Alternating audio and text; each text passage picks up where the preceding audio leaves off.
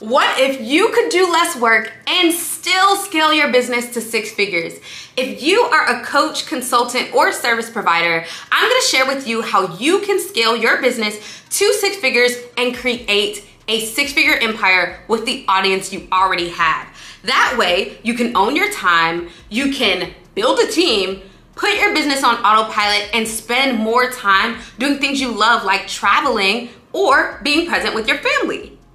I'm Candace Janae, and I am a full-time entrepreneur who quit my job in 2017 and found myself with $0 in the bank account in 2020. That very same year, by God's grace, I was able to scale my business from $0 to multiple six figures.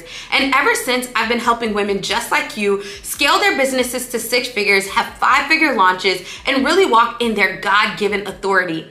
Now, I'm gonna share with you 3 simple things that you need to do to help you get to six figures and beyond. Number 1, you need to raise your prices. If you do not raise your prices, people are not going to pay you more. Number 2, you need to create compelling content and marketing campaigns that will help you really resonate with your target audience. And number 3, you really need to position yourself to shift your mindset.